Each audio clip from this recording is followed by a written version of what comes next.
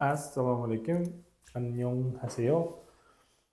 Xo'p, sizlar bilan yana g'oyibona koreys tili darslarimizda g'oyibona ko'rib turganimizdan bag'oyat xursandmiz. Bugun 9-darsimiz. 9-darsimiz. Bugun i ga isso yu yoki iga ob so yu demak bor, mavjud yoki yo'q degan qo'shimchalarni o'rganib chiqamiz inshaalloh. Bo'lmasam darslarimizni boshladik. Bismillah. Xo'p, darslarimizni boshlashdan oldin bizga lug'at kerak bo'ladi. Lug'atimizni biroz ko'paytirishimiz kerak bo'ladi. Bu lug'atlarimizni sekin-sekin o'qib ko'rib chiqishni boshlaymiz. Xo'p, birinchi lug'atimiz cheksang. Cheksang. Cheksang so'zimiz cheksang bu parta yoki stol deyishimiz mumkin. Ushbu nimaga bog'langan bo'ladi? Parta yoki stol. Keyingi so'zimiz bu oldingi mashqlarimizda ko'p chiqqan uyja. Uyjamiz bo'lsa bilamiz va stul bo'ladi bu predmet. Keyingi so'zimiz check bu kitob. Buni ham bilishimiz kerak. Undan oldingi mashqlarda ko'p bora nima qildik. Keyingi nimamiz esa yangi, bu oldingi mashqlarimizda chiqmagan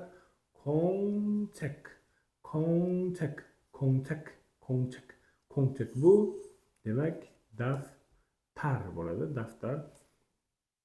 Keyingi so'zimiz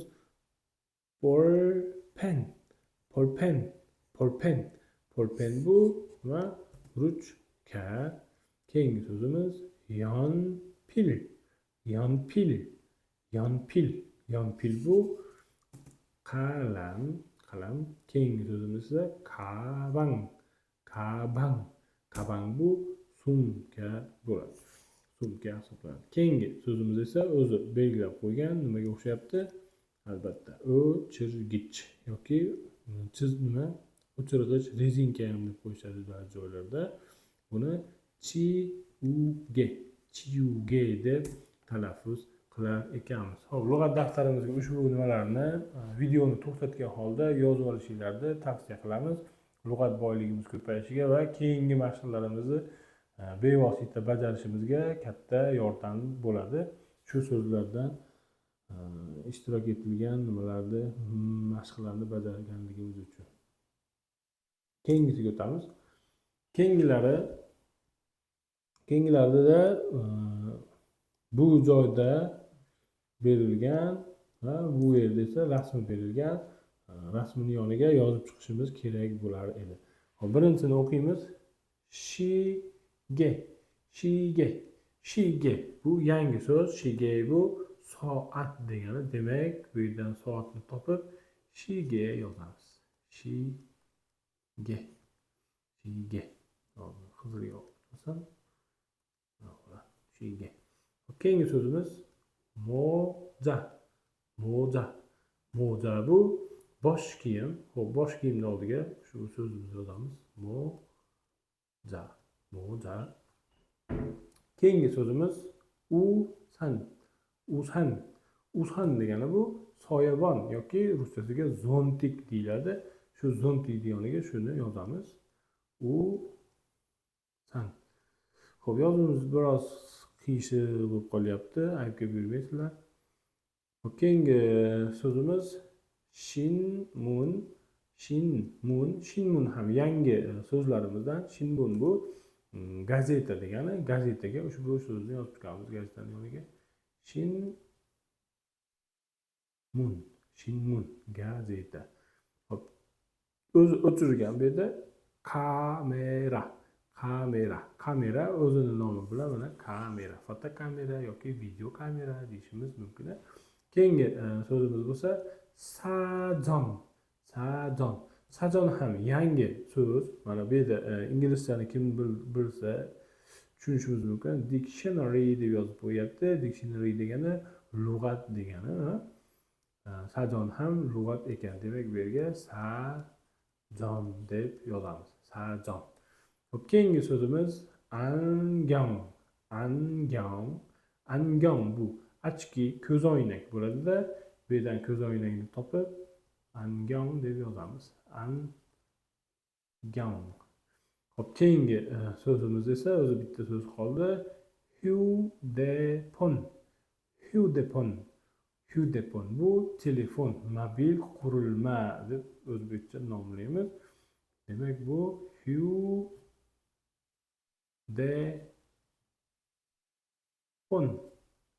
Hyudepon. Telefon bo'ldi. Buni ham videoni to'xtatgan holda lug'atlarimizni lug'at daftarimizga ko'chirib, buni har dars mobaynida shu 10 ta 15 ta lug'atimizni yodlab borishinglarni so'rab qolamiz. Bizga keyin topshirishlar kerak albatta. Xo'p, bugun grammatikaga qaytadigan bo'lsak, bugun grammatikamiz grammatika deb ham bo'lmaydi, oddiy ibora deyishimiz mumkin. Bugun o'rganadigan mavzuyimiz demak I hamda ga issoyu yokida opsoyu. Issoyusi bor, mavjud, opsoyusi esa yo'q degan ma'noni bildiradi. I ga bo'lsa, bundan oldingi darsimizda chiqqan edi. Ot so'z turkumini pattimiga qarab qo'shiluvchi oddiy to'ldiruvchi qo'shimcha tarjima bo'lmas edi. To'g'rimi? Endi xo'p, agar tarifini keldi o'qiylik. Ot so'z turkumiga qo'shilib kelib, mana ot so'z turkumiga qo'shilib kelib, biron predmet yoki shaxs bor, demak mavjud yoki yo'q, mavjud emas ligini ifodalashda ishlatiladi. Ot so'z turkumiga qo'shilib kelib, biron predmet yoki shaxs bor yoki yo'qligini ifodalashda ishlatiladi. Xo'p, bor deyishimiz issoyu talaffuzda e'tibor berayotgan bo'lsanglar, o'zi bitta nimada is bo'ladi, oyu. Is oyu o'qishimiz kerak edi, lekin buni talaffuzida mana bunday qilamiz. Is so yu. Shu nimada talaffuz qilamiz. Bu faqat talaffuzda yozib olmanglar. Talaffuz qilayotganimizda mana shu s-imiz o ni oldiga chiqib, is so yu bo'lib talaffuz bo'ladi. Xuddi shuni singari op soyu ham. Birinchi ob birinchi bo'g'inda, keyingi bo'g'in so, keyin oxirgisida yu bo'lib op soyu bo'ladi. Op soyu deganimiz demak yo'q degani ekan. Xo'p, kelinglar endi ot so'z turkumida pattimi bo'lsa, ot so'z turkumi pattimi bilan yakunlansa, demak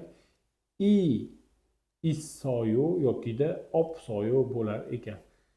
Ye degani misol uchun masalan deymiz, misol uchun deymiz, shuni singari min o'rnini bajaruvchi harf hisoblasak ham bo'ladi.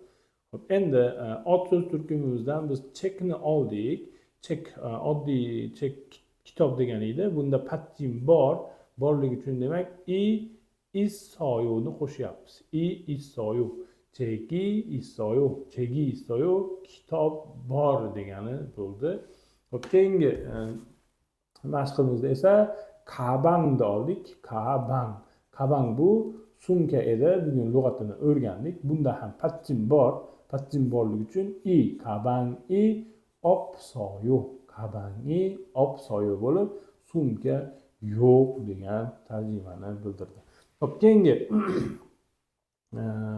keyingi namunasiga o'tadigan bo'lsak, agar endi ot so'z turkumidagi so'zimiz pattim bilan yakunlanmasa, demak pattimi bo'lmagan taqdirda, demak ga issoyu yokida ga opsoyu qo'shimchalarini qo'shar ekanmiz. Misol uchun iyjamiz bu stul degani edi. Stul iyjada pattim yo'q, shuning uchun ga issoyu issoyu stul bor degani bo'ldi. Keyingi so'zimizda chiuge bugun o'rgandik. Bu o'chirgich deyilgani bo'ldi. Bunda ham pattim yo'qligi uchun chiuge ga opsoyu demak o'chirgich yo'q deganini bildirar ekan. Xo'p, menimcha tushunarli bo'ldi. I hamda ga issoyu opsoyu bor va yo'q degan ma'nolarni bildirib kelyapti. Endi buni mashqlar orqali biroz mustahkamlaymiz. Hop, birinchi mashqimiz pattimni bor yoki yo'qligiga qarab, bu yerda kaust ichida ikki xil variant ham berilyapti. Qaysi biri ma'qul tushsa, mos tushsa, shuni doira ostiga olishimiz kerak. Misol uchun cheksang bu bugun o'rgangan lug'atlarimizdan parta edi. Issoyo degani esa bor dedi.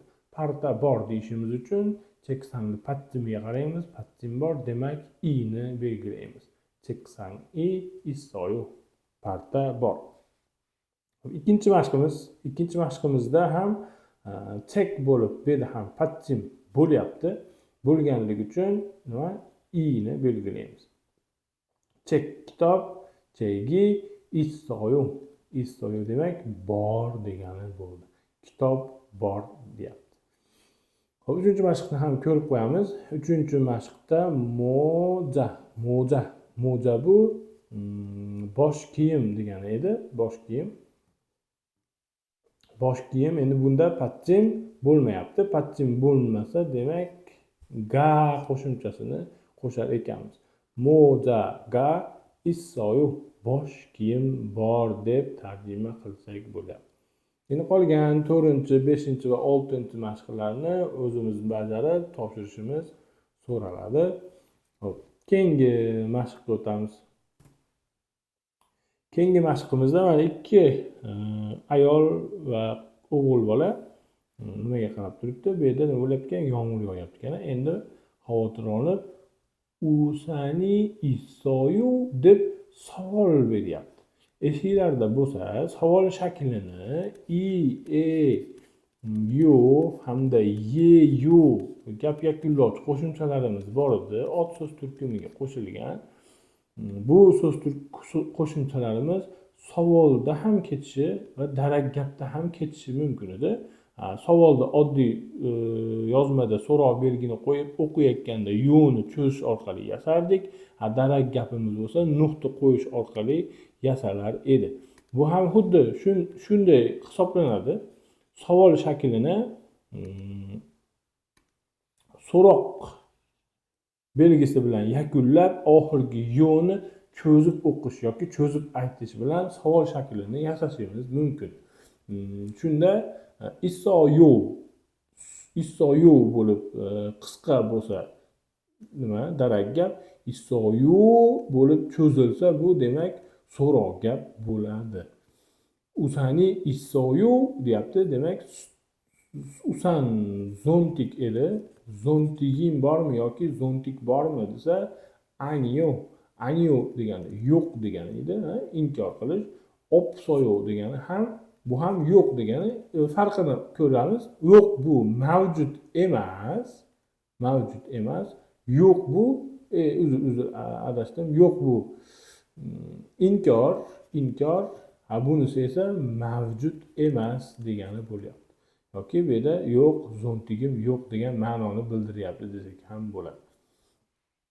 Hop, keyingi nimalarni o'qib bunga ham biroz ta'rif beramiz. Sumka bormi yoki sumkang bormi deydigan bo'lsa, kabang pattim borligi uchun kabangi issoyo deb turib yo'ni cho'zamiz, chunki bu yerda savol bor. Kabangi issoyo, sumkang bormi desa, ha bor deydigan bo'lsa, ne tasdiq so'zini yozamizda, ne issoyo, ha bor degani bo'ldi. Yana keyingi mashqda soatda bugun o'rgangan lug'atlarimiz ichida bor edi. Shigeda pattim bo'lmayotganligi uchun demak ga qo'shimchasini qo'shyapmiz. Shige soat, issoyu bormi? Soating bormi yoki soat bormi deb tarjima bo'lyapti. Bu yerda so'roq belgi kelayotganligi uchun o'qishda yoki talaffuz qilishda biz yo harfini cho'zib ishlatamiz.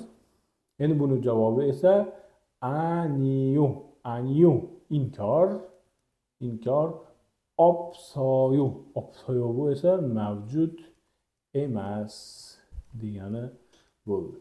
Xo'p, kelinglar yana bir qator ko'ramiz. Kabangi issoyo, sumkang bormi? Ne 있어요. Ne 있어요. Ha bor. 시계가 있어요. 시계가 있어요. soat bormi? 아니요. 없어요. 아니요. 없어요. yo'q, yo'q sumkam yo'q degan ma'noni bildirdi. Menimcha tushunarli bo'lyapti. Keyingi mashqqa o'tamiz. Keyingi mashqda juda qiziqarliroq. Bu yerda mana namjani berganmiz. Namja degani bu yigit, erkak, keyingi bu qarshi pol bo'lsa, qarshi jins deymiz. Yoja demak qiz degani bo'lyapti-da. Chingu do'st bo'lyapti. Chingu do'st bo'lyapti. Endi birinchi rasmga qarayotgan bo'lsak, bu qizni yoki bu bolani qiz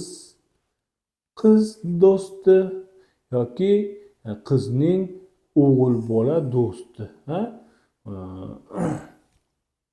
Shu bog'lanishda gapni tuzsak bo'ladi. Hozir namunalar ko'ramiz. Bu bolani, bu qizni o'g'il bola, yigit do'sti bor. Bunda yigit do'sti yo'q ekan, bitta o'zi zerikib kofe ichib turibdi. Bular esa mazza qilib marujni yeb yurishibdi. Hop, endi buni gapga aylantiradigan bo'lsak nima bo'ladi? Bunda yigit do'sti bor.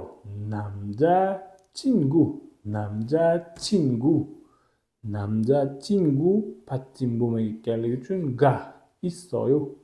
Namja erkak, chingu do'st, erkak do'sti. Misol uchun boyfriend deb beradi, inglizchasiga boyfriend bor. Boyfriendi bor. Ga qo'shimchasi qo'shilyapti. Hop, bunisida esa opsoyo bo'ladi. Tabiiyki, namja chinguga opsoyo.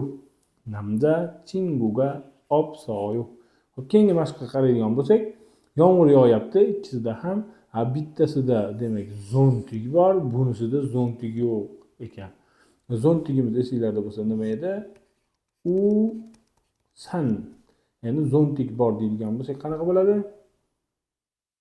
Albatta. Usani isoyo. Zontik yoki soyabon deymiz o'zbekchasiga. Soyabon bor bo'ladi. Soyabon bor. Endi soyabonda pattin bo'layotganligi uchun nima? Issoyo qo'shimchasini ishlatyapmiz. Issoyo. Bu bolada esa soyaboni yo'q bo'lsa nima bo'ladi? Usani opsoyo. Bunda demak pattin bo'layotganligi uchun bunga ham qo'shimchasini qo'shdik. Bunda opsoyo yo'q bo'lyapti. Bunda bor bo'lyapti. Keyingi mashqqa o'tamiz. Keyingi mashqimiz bu uyga vazifa ekan. Sukche deb berilgan. Mana sukche esinglarda bo'lsa. Uyga vazifa edi. Uyga vazifa. Xo'p, bu quti qalamdon deymiz. Qalamdonni ko'rayotgan bo'lsanglar, nima? Qalam bor ekan. Endi kelinglar, bu yerda biz shuni mana savol bilan yakunlanayotganligi uchun bu yerda javobi ha deyilayotgani uchun nima deb savol berishimiz mumkin? Albatta, qalamdon bormi yoki yo'q? Qalam bormi desak, ha, qalam bor degan javob bo'lishi kerak. Shunda nima bo'lardi? Qalamni o'zini yozamiz birinchi. Qalam bu yonpir. Bu yerda pattin borligi uchun yonpiri. Issoyu. Qalam bormi bo'lyapti-da. Shunda endi tasdiq javobi ne? Ha, qalam bor bo'ladigan bo'lsa, yonpiri issoyu. Qalam bor deb darak gapda kelyapti. Endi bu yerda so'roq shaklida berilayotganligi uchun biz albatta o'qiyotganda yoki talaffuz qilayotganda oxirgi yo harfini cho'zish orqali yasaymiz. Buni bir qator yana ta'kidlab o'tamiz. Xuddi shu yo'sinda qolgan 3 mashqimizni ham bajaramiz. Faqat bu yerdagi javob berayotgan inkor yoki tasdig'iga ahamiyat berib qo'yamiz. Yo'q desa demak mavjud emasini yozishimiz kerak. Bor deydigan bo'lsa, mavjud, bor degan so'zni yozishimiz kerak.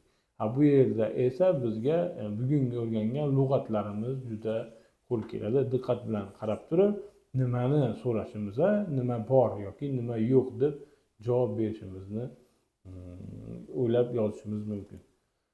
Xo'p, bu endi uyga vazifa bo'ldi. Buni uyda yozib bizga yuborsanglar yoki ketyapti yozib bersanglar, buni biz bir qator tekshirib, to'g'ri yoki noto'g'riligini sizlarga ma'lum qilamiz. Xo'p, shu bilan bugungi darsimiz o'zini hozir yetadi. Kelinglar bir qator bunda bugungi o'rganganimizni takrorlab o'tamiz.